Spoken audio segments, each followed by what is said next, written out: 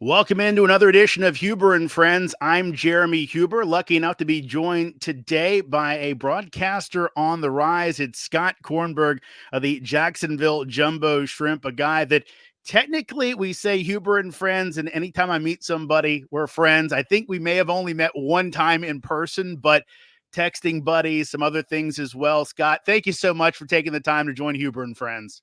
Thank you for having me. This is a huge honor. And one of the highlights of my broadcasting career is when I was at Western Illinois a few years ago and we played American University, and getting to finally meet you in person and realize we had all these other friends that we have in our lives that are like co-friends. And so it is very, very cool to have built up a relationship from that. So this is a huge honor to come on your show. So you're a good broadcaster because you already answered the first question. How did we meet? And it was that time at American. Dan Lang, I was doing games with him. And of course, our coworker who we've become friends with, Allie Gehring, one of your really good friends from college. Mhm. We figured that was the in. So we walked over and said, "Hey, Scott, how you doing?" And we had a picture together and everything. And we definitely want to get into that. Now, one thing that I do and I feel bad about is I've been told that you interned at Sirius XM when I was working there. Did we ever meet then? We probably did. I did some stuff for Jay Brooks a lot, baseball wise, and then a lot of NASCAR stuff, which is always funny for me to look back on because I'm not a NASCAR guy in any stretch of the imagination, but I guess it's a really successful station. So for some reason they wanted to have me on there. But that's mainly what I did. And I was there a lot actually at Sirius XM. But I'm sure we came across each other at some point. Yeah, I feel so bad because sometimes I hear these folks that I think it's if they stayed there, you remember oh, I remember they were an intern. But if they went on and did other things, you go, that person interned here? Was I a complete jerk that I did not remember them at No, all? no, no one was a jerk to me. No one was a jerk to me. And Allie's one of those people. She has had a great career at Sirius XM so far, and she interned there, I think, maybe our junior year or something. And she has gone on to do great things for the company. So I know that she just celebrated like 10 years over there, which is awesome. Yeah, she's been there for a while. I tell you, you look back at some of the kids who came in, and that's when you feel like the old man. We go, "Wow, they've been here this. I've been here this long, but they've been here very long too." So again, it's an interesting situation there. Of course, you'd go on to do some other things and some great things, and we'll get into those eventually. But let's start off here. You're originally from New Jersey in the New York suburbs, and it's a hotbed for sports. It's one of the main ones in the United States where it feels like just sports are king. Where did this huge passion for sports for you come from? That's a great question. And it probably comes from driving places in the car with my dad. So I was born in 91. So this is before iPhones. It's before you had the at bat app. Like most games were not on TV. And so my earliest sports memories are literally going places in the car with my dad and having the Mets on the radio, or it would be a weekend and we'd watch the Jets on TV, and obviously going to games with him. But it comes from him, my brothers. My mom is a really big football fan, in particular for the Buffalo Bills. So I was definitely like, I had it in me early. And I think when I got to around middle school, I have two younger brothers, and a younger sister, but the older of my younger brothers was a really good baseball player. And he played actually in the Cal Ripken World Series. And the team was coached by Tom Verducci. And my dad, he was trying to kind of get my brain going into like, what do you want to do for your career? Because at this stage, you're getting a little bit closer to having to go to college and maybe pursue something. And also, I'm like 6 feet, 160 pounds, even right now. So I think back at that time, I was, much, much smaller even. And the idea of being a professional athlete probably was not going to happen. And, he mentioned like, Mr. Verducci, he gets to go to ballparks for his job and talk to players. Like you should ask him about that. And I did, and he was very gracious with his time that day. And it kind of had the light bulb flick on that this was a potential career. But I think certainly even before that, it was embedded in me. I guess when I was like a baby, I would imitate the announcers on TV. I have no memory of this. I was like a year or two old. And I do have memory of this, like playing games in my backyard in the driveway with my brother or my friends and announcing the games as I was playing. And I think I always was drawn into, you mentioned the New York area. There's so many great broadcasters there, but the Mets with Gary Cohen and Howie Rose were two huge influences. Ian Eagle was a huge influence with the Nets. I root for all teams that rhyme. The Jets, obviously, Bob Wischusen was is a great broadcaster, and then just in general, you pick up other people on national stuff watching games. But I think I was indoctrined by so many great broadcasters, and it kind of inspired me to this day. And it's a very long-winded answer of how I kind of got this passion. Well, Scott, one part of that quote unquote long winded answer, which was great, by the way, you mentioned being a baby. You were born with a cleft lip and palate. And I think I may have heard that somewhere, but I looked to do a little research on you last night, and I'm a guy that was born with a deviated septum, so I kind of get it's tough. Going back, to me, that's just makes your story, which is already inspiring, all the work you put in, even more inspiring. What type of things, or when did that get corrected, and was there therapy early on for you to be able to communicate effectively? Well, first off, great research. Secondly, my parents are amazing people, and they, looking back, I have two kids, soon to be three myself, and the money that it cost to do some of the things that they did with me, I'm incredibly grateful. But a lot of it was when I was a baby, so I was obviously born with it, and I don't remember it, but I had, a lot of doctors will ask me, how many surgeries did you have? I have no idea. I feel like I had a bazillion surgeries when I was a little kid and a baby. I remember some, like, in middle school and high school, and I had, like, I think my last surgery was my senior year of high school.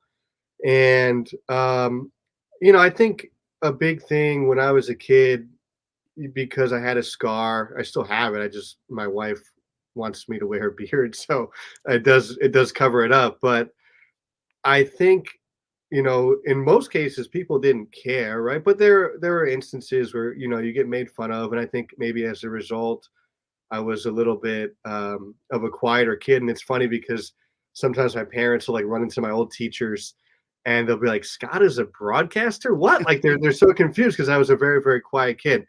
But I don't know. It's definitely played like a role in my life. That was part of it. Maybe having a little bit less confidence. But I always remember there's a lot of great things about it too. In that I had a special doctor in New York City, Dr. Grayson, and we'd go to NYU Medical Center, and I'd have, like, doctor's appointments like once a month. And a lot of my friends or people at school, or probably even, other people who were, like, talking to my teachers, even, they'd be like, "Well, why do you have a doctor in New York City?" Like, I just thought that was normal. And I would take the train with my dad in, because he worked in the city, and it was awesome. It's an amazing memory to me, because we'd get into New York, like, I get up early, we'd go to NYU Medical Center, but then we'd always have lunch at this Second Avenue Deli, and, like, the one of the waiters there got to know us really well, and I'd always have, like, matzo ball soup, which is a big favorite of mine. And so, obviously, I'm really grateful that my parents, they had all these doctor's appointments to, I had all the braces and retainers and surgeries, but to me, it was just normal. And lucky to have friends that didn't care that their buddy had a scar or was at the doctor, once a month in New York City or whatever it was. But I think, once I got a little bit older, you realize, like, that stuff doesn't matter. You can only control what you can control. I could not control that I had a cleft lip and palate. I remember a lot of people in those doctor's appointments sitting in the waiting room had it a lot worse. I was really lucky that was it that I had to deal with. And you realize that you can control how good of a person you are, how you treat other people. And I've tried to do that. And I think that's given me a little bit more confidence when I got to high school, and certainly more college and beyond. And yeah, those are the things that come to mind. And hopefully I could, try to return the favor for kids who deal with that. It is tough speech wise, in particular in the beginning. And there's things I've had to work through, but I have, and hopefully I could be an inspiration to other people. And I would love to. I know Jorge Posada I think has a son who had a cleft lip and palate, and he's got this great foundation. I would love to get involved with that at some point and try to give back a little bit. Scott, did it ever deter the dream of becoming a broadcaster, working in sports, or was it always, hey, I know I can do this? Never, never. I knew I could do it. I think that's part of the way my parents were.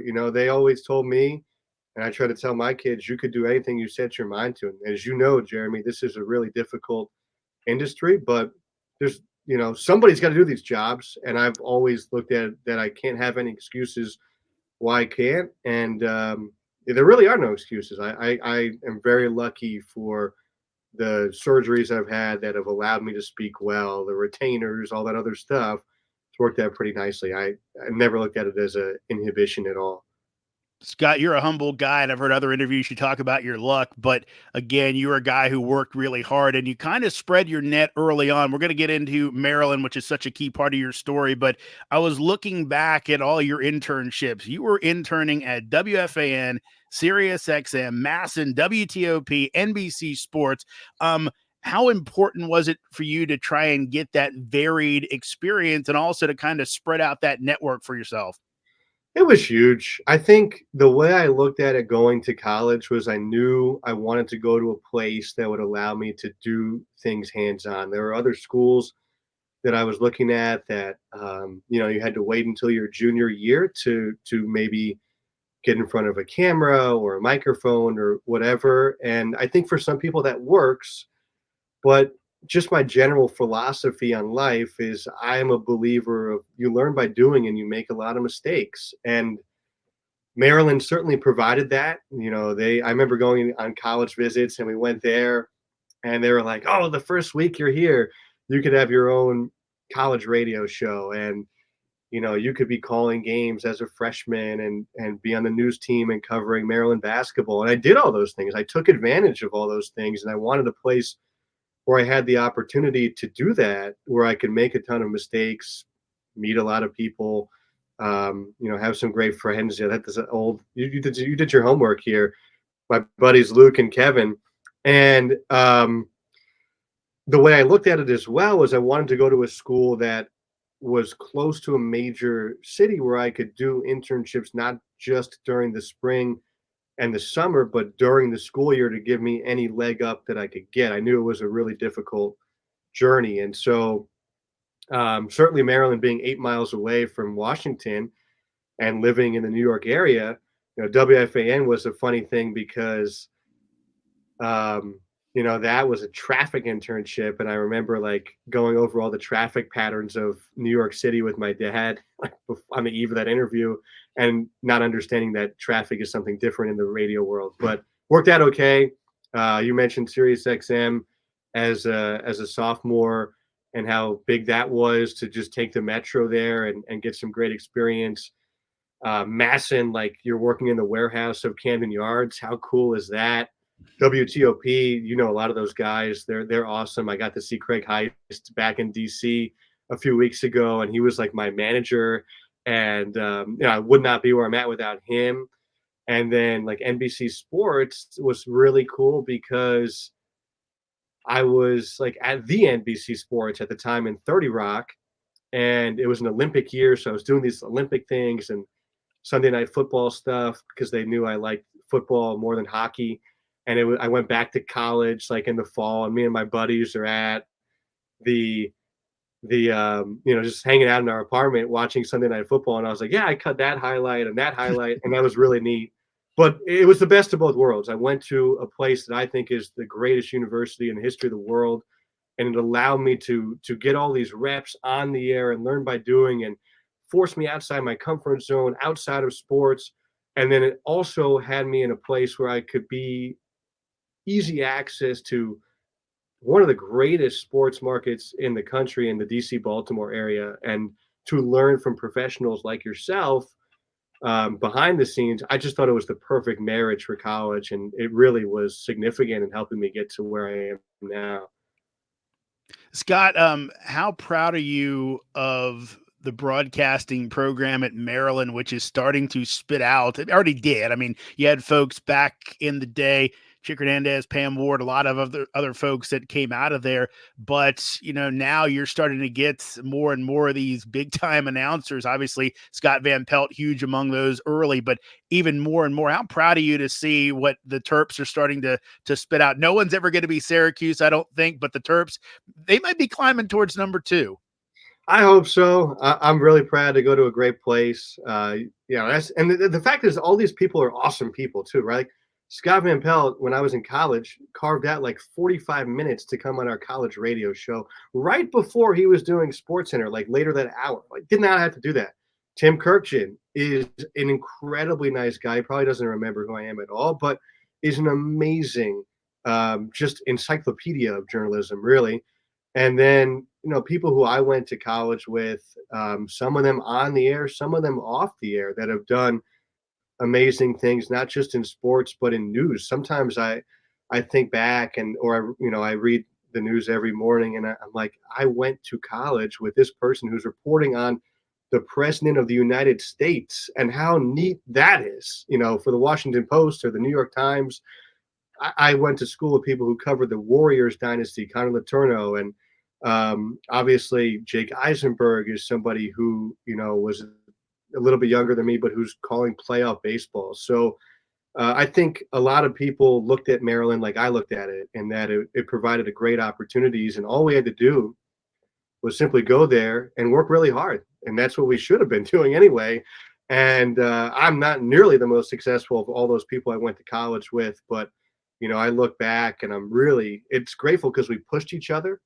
Marissa Pillar just covered the Olympics in France, and she was calling soccer. Like, how cool is that? And these are my classmates when I was 18, 19, 21, 22 years old. It's really neat. And I think it speaks to the university. Again, they pushed us outside of our comfort zone. They pushed us to be better, but I think hopefully it speaks to us as well. We came in with the right mentality and mindset and friends with all these people, but we pushed each other to be better and better and better. And I think that's really cool. Yeah, Marissa's another person I worked with a few years back, so good to see her doing what she's doing. One more before we leave College Park, Scott. I've heard that you were the greatest tour guide in Maryland history. Is as Not that makes true. you choke on your water? I Did was you a do tour that guide. job? Well, I was not the greatest. You had to get Jake on your show because I think that I was his tour guide, and I don't remember it. But I was a tour guide for several things. They have Maryland Images, which is like the general university tours. And I don't know, I loved it. Like I was so passionate, still am so passionate about Maryland. And it didn't pay, but I was just like, whatever I could do to help, people and hopefully make the right decision. Sometimes that did not involve going to Maryland, right? Sometimes people, it's a really personal decision. But I wanted to try to promote this really great school that I'm very passionate about. So I did that. And then that would involve just walking throughout campus and knowing all these weird, some of them I still have up here, facts and information and old stories and, like different places to beware of because they're haunted or whatever it is on campus. Things you don't want to do, don't step on the point of failure on the South Campus. But anyway, like things like that.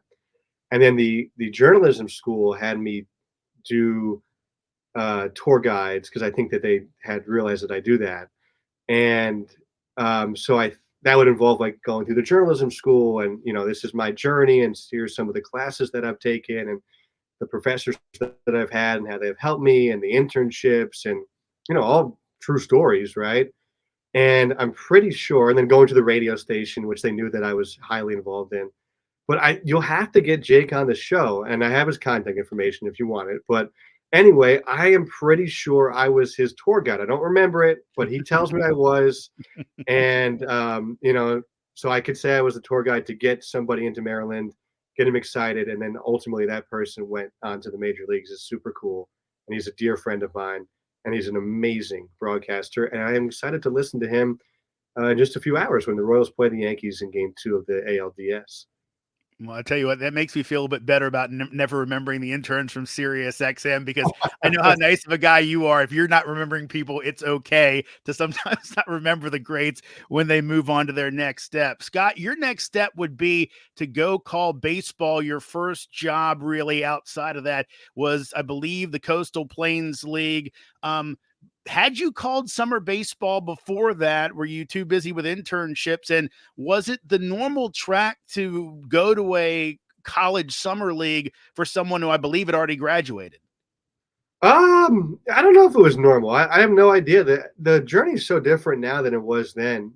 I had done a small amount of Bethesda Big Train, but I had done a lot of Maryland baseball. And it's funny because people hear that now, and Maryland baseball is pretty good. But when I was doing Maryland baseball, they were not good. And they were losing games like 26-4. And I remember these games vividly. Well, I didn't care. I was doing baseball. And that to me was amazing. Yeah, I went to college summer league. I guess I didn't realize you could do that in the summers of college, but worked out okay. I have zero regrets about how anything has happened for me in my career. Um, I know some people now and had do like the Cape or whatever, or the Coastal Plain League even, and the what is that, Northwoods League or whatever Mhm. during their time in school. But I, we talked about I had some awesome internships, so I'm not going to complain at all. And this one worked out pretty darn good. I went from the High Point Thomasville High Toms, and um, you know, I think each part of my journey has been I've learned different things, but I've also met amazing people. I had a host mom there because you're making very little money, and she welcomed me into her house. And this is 2013, and this is somebody who 11 years later is she's like a third grandmother to me, and did not have to have me in her house, did not have to give me food to eat and a roof over my head, but somebody who has, become like just a dear friend to me. And that's just an amazing part of this journey is I've lived in so many places, North Carolina, upstate New York, Iowa, Illinois, North Carolina again, South Carolina, and now here in Florida. And all these places I've met incredible people, but selfless people who didn't have to do things for me, but did.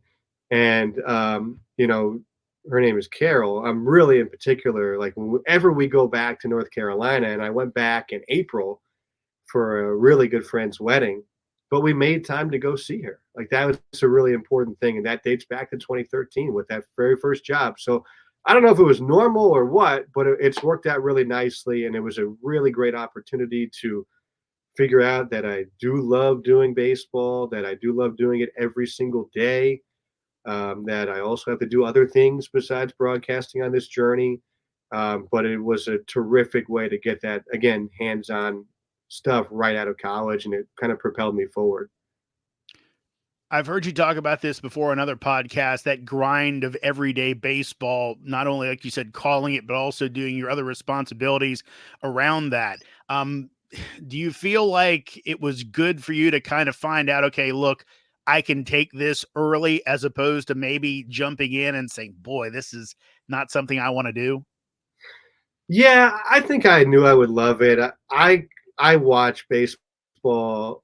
People think I'm crazy because if our season ends here in Jacksonville, for example, and I just watch more baseball. It's just on TV. And if there was a way, and it almost happened this year, but my wife being pregnant did not work out. Where I was almost like planning a trip to Atlanta to take my son, who has only been to one Major League Baseball game, and that was very cool.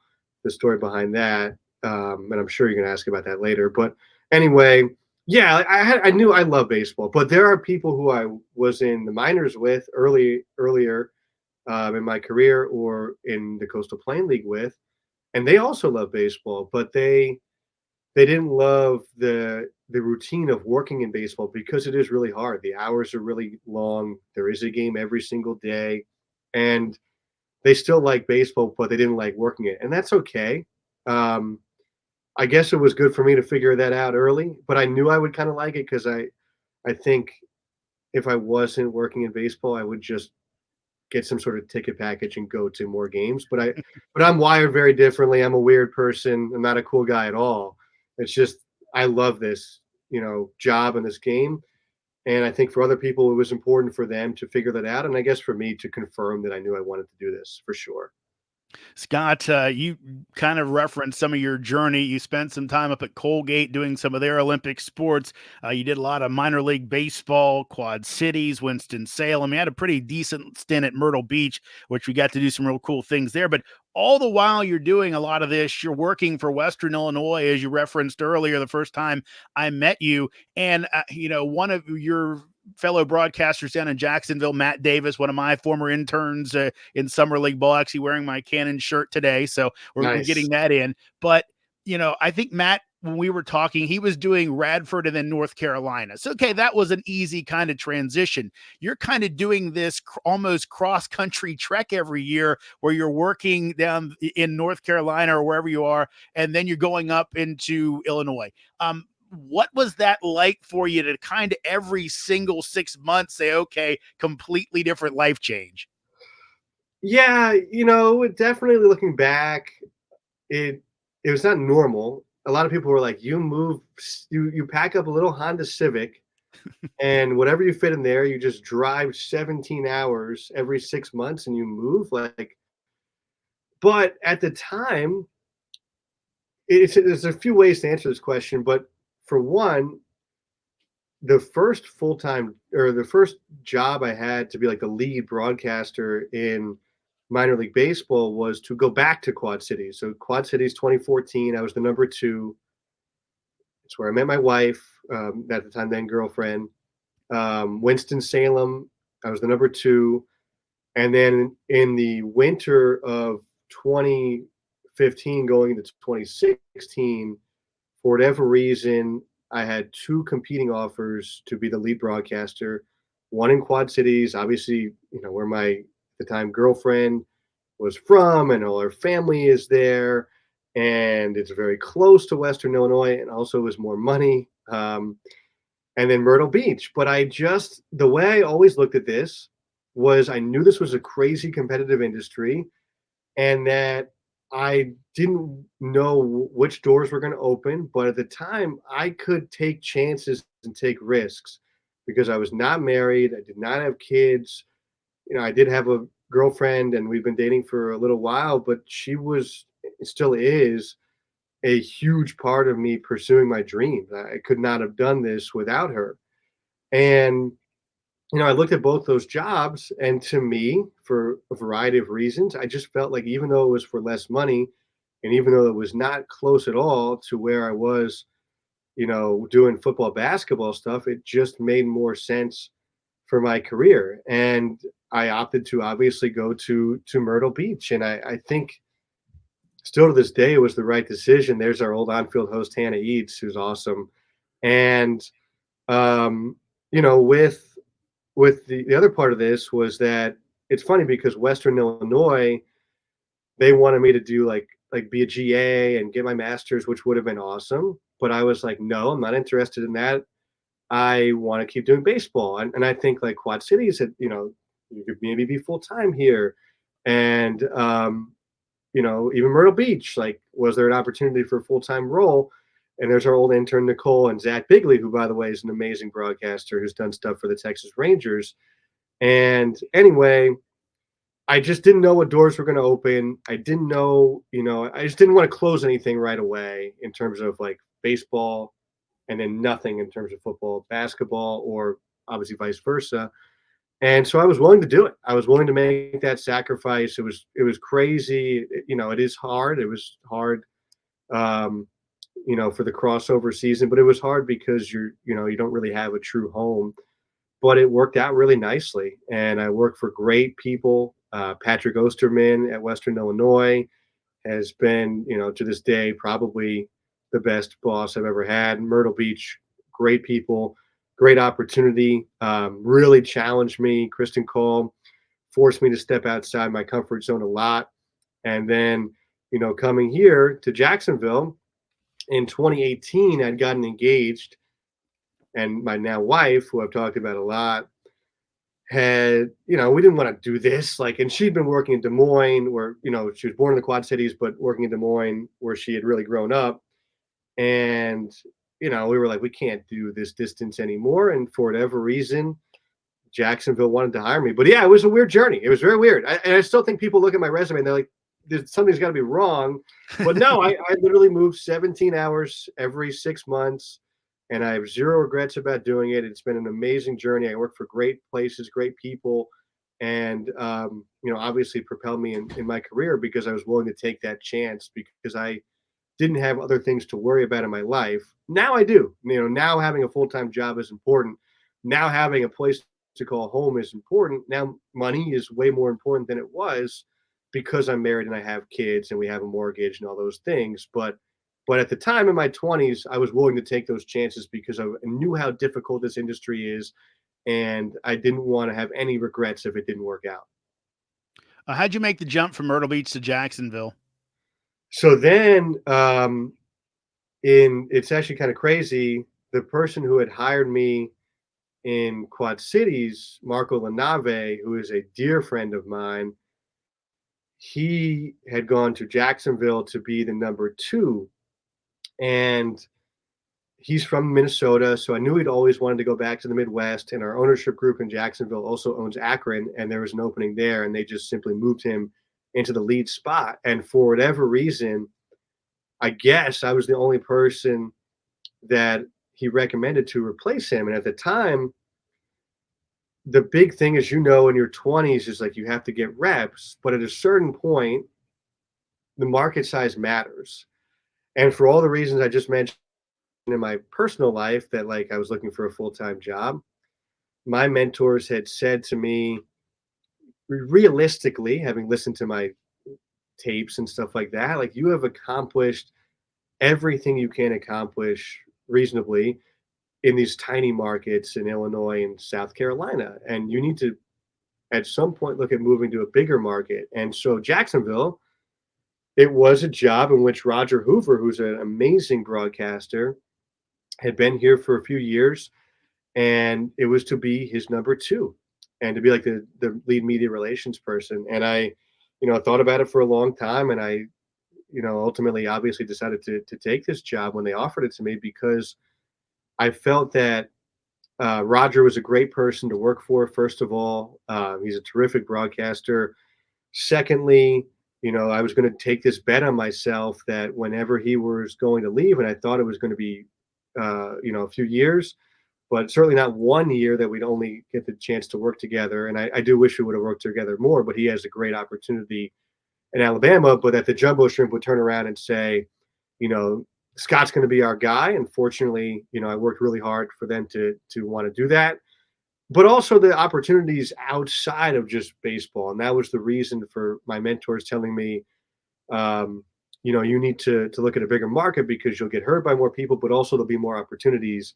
And fortunately, that is really worn out because I do the Jumbo Shrimp stuff, but I'm also really lucky to get to do some things at Jacksonville University. Basketball, I love. There's my guy, Toby Frazier. We love working together. He's a terrific coach. He's actually just got back into coaching, but I get to do volleyball and soccer and whatever else they ask of me to do, and baseball and softball and blah, blah, blah. And they're awesome people over there. And then some stuff with the Jaguars as well, doing some PR. So, moral of the story is I have people who, for whatever reason, they have taken a liking to me and they, have invested in me. And the only thing I can control is how hard I work and how good I am to other people. And I try to ace those. And luckily, I've gotten some really good advice and I've taken some chances and bet on myself, and it's worked out really nicely. But that is how I got here. Scott, it's interesting. I believe you and your lovely wife, Maddie, got married in 2019. And of course, you start a family. You referenced you have two, one on the way. Congratulations. Thank you. Is that one of those things that you feel like you could have done if not for the job in Jacksonville, in the sense of it's that, good job in a stable, decent sized market that if you decided, hey, this is as far as I go, I can raise my family here? Yeah, that was definitely a big thing. Was we knew we wanted to have kids. Two loving families that we were raised by, and that was important to us, that, we wanted to turn that around and have kids of our own and a family overall. We didn't know when that would happen, but yeah, that was the big rationale of a full-time job. And certainly this is a good place to work, and it's worked out really nicely to be able to have, really the best of all the worlds. And that, I get to do all these different sports, I think at a pretty decently high level. Hopefully, we'll continue that, but also, um, the most important job I have is husband and father. That comes before anything else. There's a look at my family. I'm an incredibly lucky guy. And I'm lucky. I'm really lucky for many ways. My wife is an amazing person. She always has my back. And my kids, being their dad is the biggest blessing I could ever have. And to get to be their father, it says their dad. They're really smart. They're really funny. They drive us crazy sometimes, but I'm incredibly lucky to be their dad. That's my number one job over anything else, is to be, with them. And I'm lucky to have all three of them, soon to be four in my life. And you've done such a good job with those kids. Again, just so fun being Facebook friends and seeing all them and how cute they are. Got a cute bunch of little guys Thank there, you. Scott. Um, COVID hits in 2020, and I believe you're a couple years in Jacksonville, and you don't have baseball for a year, and that's got to be tough. But it ends up kind of being a blessing for you. I've heard you joke before. You're one of the few people who got a raise to from Double A to Triple A without doing anything during the reorganization of minor league baseball. The Jumbo Shrimp, well-run organization, gets moved up to be the Triple A program for the Marlins. Kind of walk me back through that whole year for you where you've just gotten married, COVID shuts down baseball, and then on the end of it, there's this pot of gold where, good grief, I'm a step away from the majors now. Yeah, well, it was a tough year for a lot of reasons for a lot of people. Personally, you take things like, your silver linings, right? Our son was born April of 2020. It was a really difficult time. For a long time we didn't even know if I can go into the hospital to help my wife, and be there for the birth of our first child. That was really difficult. How do you protect this kid when you don't know what's going on? Those are difficult things. Obviously, no baseball. That was really difficult. Do you still have a job? Huge credit to our organization that we never had to worry about that. We knew from the very beginning that we would have a job, and that's really huge. So huge credit to Ken Babby and the Fast Forward Sports Group for that. Um, the other part of that was, what do we do when there is baseball? And we've always been fortunate here to receive such amazing support from our community, that we were obviously a very successful Double A team, to the point where it made sense to bump us up a level. And that was selfishly, I think, very cool. I think from our staff's perspective, it was a big challenge. I think still is. I think we're still learning that level and what is expected, and that's okay. We've only been doing this for a few years.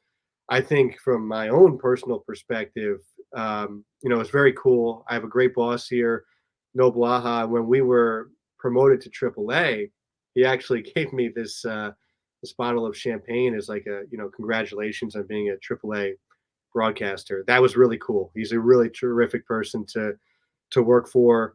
And yeah, I did nothing to become a AAA broadcaster. It just was the way it worked out. And I know how lucky I am. There's a lot of people who are, way better broadcasters, who have been doing this a long time, who, aren't at this level, and certainly haven't had the chance to call Major League Baseball games. And it does not go, unnoticed by me, that I am incredibly lucky, and I'm incredibly grateful for it, because this journey, again, there's so many ways it could have gone. The way it has gone, I'm just really fortunate that it's happened the way it is. If you were to replay this 100 times, it would not happen like this any other time. But I'm just grateful that this time it's how it's worked out. And I think about a lot of people who I've worked with, who I have a lot of respect for the job that they do and how hard they work, and just for a variety of reasons, maybe have not been given the chances I've been given, and their team wasn't lifted up.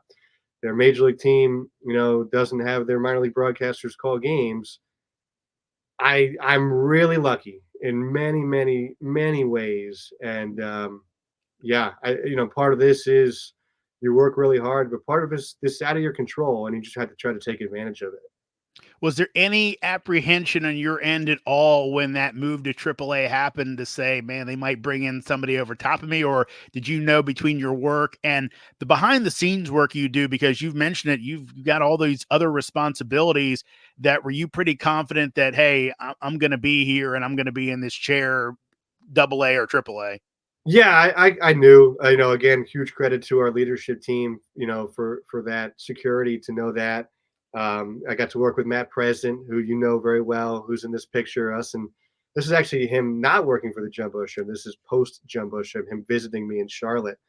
But But I knew. he's wearing the shirt, so that's important. He kept his Jumbo Shrimp polo. What a good employee, and what a great friend, by the way. He Yeah, I was really lucky. I didn't have any worries about that at all. I knew I was going to do this, and um, huge credit to our leadership team to not make us wonder about that. Scott, you referenced it in your previous answer.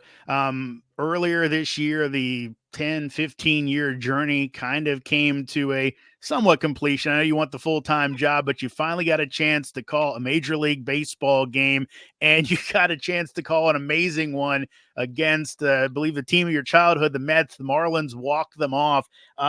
Again, tell me about what you remember about that whole experience that day of kind of making the show and having it end in kind of storybook fashion.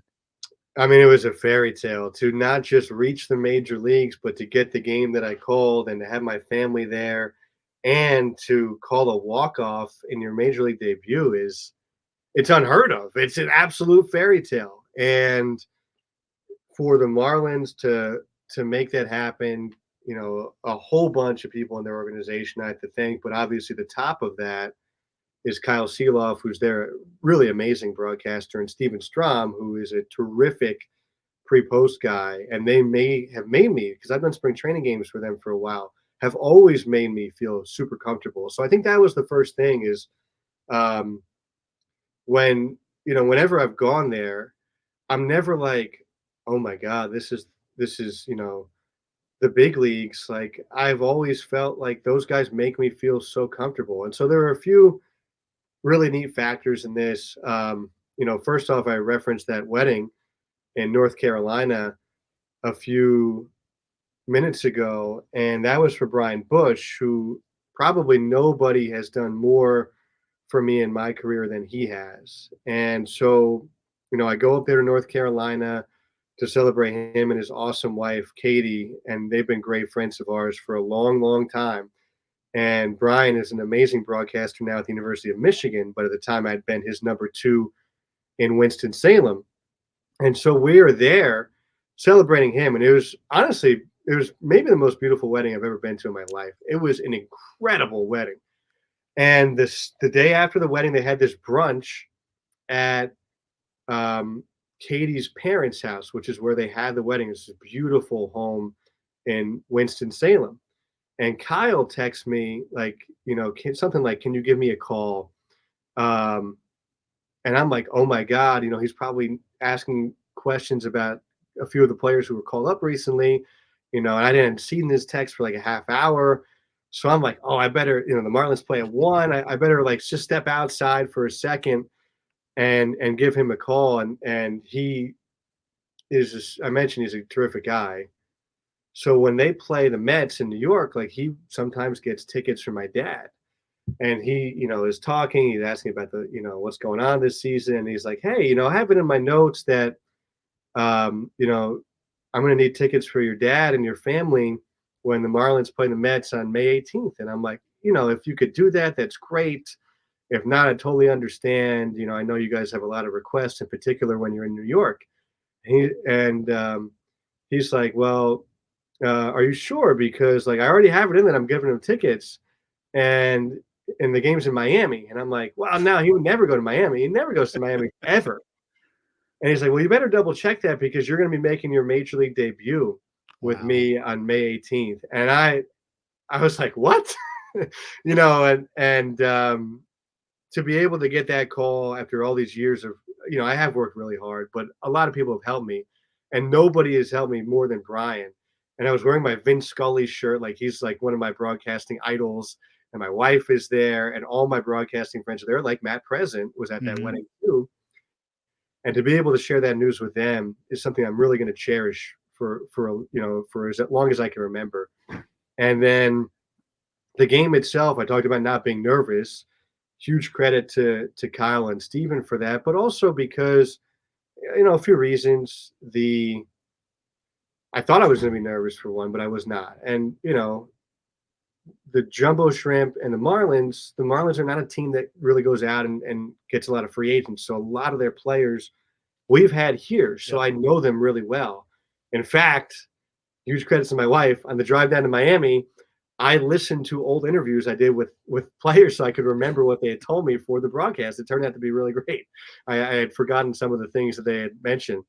The other fact of it is like if there's a team that I know beyond the Marlins, it is the Mets. I still read about them every day. It is really important that I follow them because my dad is a huge Mets fan still. My brother's huge Mets fan still. So I still follow them. So it wasn't like we were playing a team that I don't know that they don't even have an affiliate in our league. Like it was the team that I know next beyond the Yep. Marlins, even still. And I remember waking up, of course, super early because my kids get up crazy early, thinking I'd be nervous. And it really felt like my wedding day. I was not nervous at all. It's like I could do no wrong. I carried them throughout the city of Miami. It was like 95 degrees at 8 in the morning as we got breakfast. But it was just one of those days where you knew it was going to be amazing. And I got to meet one of my heroes before the game, and Gary Cohen, which was very cool. He was calling the game, obviously, for the Mets. And somebody had told me, like, I don't know if you want your family there because you need to focus. And I get that. But if that was the only game I was ever going to do, to not have my parents there, my wife there, my kids there, actually, my uncle and cousin Mhm. flew out from Dallas too. Like, what are we doing here? Like that, those are the people that through my whole life have allowed me to get to this point and have loved me. And like for the crowning moment of what I've accomplished, to not have them there, I wanted them there 100%. And so the fact that they were there was so cool to me. And probably the two things that I'm going to take most from this game actually involve none of the game in general. In the fourth inning, Kyle and Steven were really gracious and allowed my family to come up. And my son, I mentioned his only major league game, this one. And he ran up to me and he was like, Daddy, Daddy, I love this so much. I love this so much. And that, as a father, made my heart melt because we had told him, like Daddy's going to the majors, and he has no idea what that means. He doesn't understand, the structure of baseball. And when we've done spring training games and he's gone, he's like, he doesn't understand because to him, it's like, well, these ballparks are smaller than the Jumbo Shrimps ballpark. Yeah. So what are we doing here? But, every single day he asked, Daddy, are we going to the majors today? Not today, buddy. But then when we actually went down there, he was so excited because we get to stay in a hotel. And then, like, for a Marlins game, they don't obviously draw like the Mets or the Yankees or some of these other teams. But to him, 16,000 or 18,000 or whatever the attendance was is far more people than he's ever been around in his life. The ballpark is way bigger than he's ever seen. He thought it was so cool. And that to me is amazing. The other part I will remember about this is in like the eighth inning. I remember distinctly thinking to myself, this has been the most incredible day ever. I just wish this day can go a little bit longer. And the game was not close, as you mentioned at this point. The Marlins are down 4, and they had this crazy comeback off of Edwin Diaz in the ninth inning. Like, you don't expect this stuff. This is not a good offensive team. This is arguably one of the best relief pitchers in baseball. And it was like the baseball gods listened, like heard what I said, and they were like, okay, here you go. And they give this crazy comeback. And then in the commercial break going to extra innings, Kyle is like, hey, this is your inning. I'm like, what are you talking about? You are actually the Marlins broadcaster. He's like, nope, this is your game. And to get to call a walk-off is insane. And then we go into the post-game show, and I was texting my wife because they had actually left. Mhm. Again, kids are young; they Yeah. can't, they can't handle it. So my wife, my mom, and our two kids had left the game in the ninth inning and gone back to the hotel.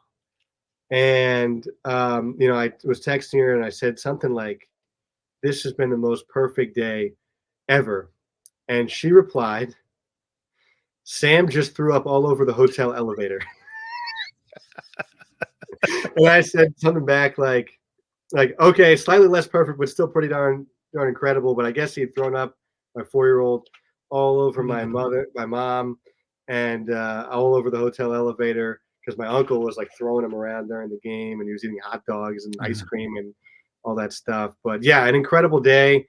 The other really cool part of it, I mentioned Gary Cohen quite a bit earlier. That's the guy I remember listening to. There's so many calls I distinctly remember where I was, and I talked to him about that before the game, and then after the game, we're in the post game show, and I feel this tap in my shoulder, and it was him, and I muted my mic, and he was like, "What an incredible day for your first day in the major leagues," and I will treasure that for a long time as well because I think he is the best baseball broadcaster there is. With Vin not being around anymore, and to have him do that for me, and he's just such a hero of mine, really. But that is really cool. Like you mentioned, my childhood team. But heck, people are like, "Are you rooting for the Marlins or the Mets?" No, I'm rooting for the Marlins. I'm rooting for the Marlins, of course. Like you're the ones who have given me this opportunity. I know all the people in their organization. I've worked for their affiliates now for almost it'll be 6 years in November. The Marlins are the team that's given me this shot, and I love the Miami Marlins. And yeah, but it was really cool that it had all these other ties and all these funny things with my kids and whatnot too. But what an amazing day! I'm incredibly grateful that I got to experience something like that because it really was a fairy tale. Scott, you also got to do a road trip with the team. You did Pittsburgh and Washington, I believe. And, I've heard you talk before where, with the AAA team, you guys fly. So that element maybe wasn't as big of a change. But how cool was it to go back and you do the game against your childhood team, and then you get to do a game where it's in the town where you went to college, where a lot of this dream kind of percolated and became real for you. I believe you even had some of your old college folks come up, visit you in the booth. What was that feeling like? It was amazing. Um, yeah, I had to tell Kyle and Steven that I'm not really a cool guy. That it just so happened you picked a road trip in which a lot of people wanted to see me because Heisty came in there pregame, and Dan actually came in one of the days as well. And then I had known Bob Carpenter for a long time, and that was very neat. And then it was like I was seeing like actually like an old intern of ours goes to school up in Maryland, not at Maryland, but in the state of Maryland, and I got to see her, and like I have all these friends who I got to hang out with. That's what makes it special, right? Is that this journey? It's not me; it's all these other people that I've got to experience this with, right? Like my best friends in college, they are my best friends for a reason. Um, my brother came down. My best friends actually growing up, like one of them lives in the DC area and got to spend a lot of time with him. And one of my other best friends flew down from Boston to be there for the weekend. And all that stuff. Actually, an old neighbor who lives in Washington who I hadn't seen in a long time, and I got to see her, and that had been a long time. I actually didn't even get a chance to make it to College Park. I wanted to, but more than that, I wanted to spend time with the people who I love, and that was really neat to be at the pinnacle, to be asked to do this again. It was very cool. I didn't expect it. Hopefully, that means I'm doing the right things, and then to do it in a place, Pittsburgh, where it's a beautiful ballpark, and Paul Skeens was pitching the first game that I did there was really neat, and then to go to DC, like you talked about, it's a really special place to me. The Marlins only went 1-6 on this trip. It does not matter. They could have gone 0-7, and I would have been completely fine because of all the people I got to see. And, it was another sign that hopefully some of the work that I put into this, and obviously the people who have helped me, that we've been doing the right stuff all these years. Couple more with Scott. Scott, what's the dream job for you? I mean, it's any job, right, in the major leagues or Maryland, Jets or a Bills or that level, right? Like, but the ultimate, you grew up. I think you grow up. The ultimate dream would be for the Mets, but the Mets have some great broadcasters, and if it works out, beggars can't be choosers. So I would go anywhere.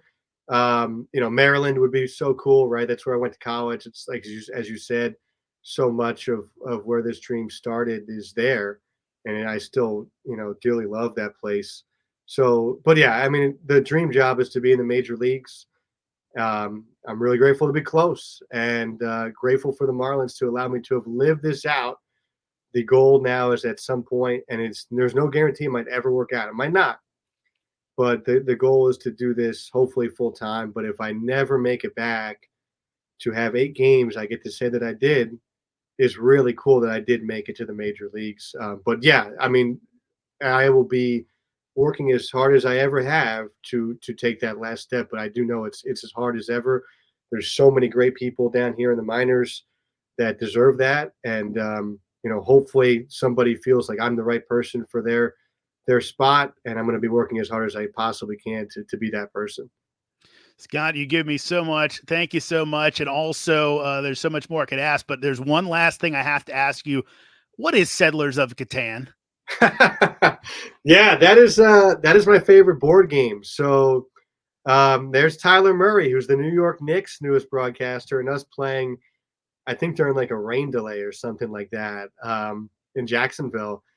It is a mix between Monopoly and Risk. Monopoly and the fact that you're not collecting money but resources to then you know build more, and Risk in that not that you're fighting against other people like with an army, but that you are competing with them for territory and things of that nature. But it's a super fun board game. When I was at Western Illinois, all my friends and I, we would just have board game nights. That's what we did in our free time. And here in Jacksonville, I have brought that to our staff for lunches. So we will have lunch together and we will play together. And it's just a great way to bring people together, like, in a fun way and in a competitive way. I try to kick all their butts. I'm pretty good at it. I'm not, amazing, but I think I'm pretty good. Matt Present is very good, by the way, but it is, in my opinion, it is an amazing board game. And I got it on Amazon for my birthday. It was like my birthday present to myself. I think this is like 2017. And yeah, I've been playing nonstop pretty much ever since. My wife hates it because I'm super competitive, but that's just how I was wired. I'm very competitive in work and I'm very competitive in things outside of work. But she refuses to play me in most board games. Well, I'm glad it's there because you're one of the ultimate good guys, Scott Kornberg. Thank you so much for taking the time today. Great hearing your story, and thank you for joining Huber and Friends. Thank you for thinking of me and for having me. It was awesome to catch up, and I really appreciate you having me on.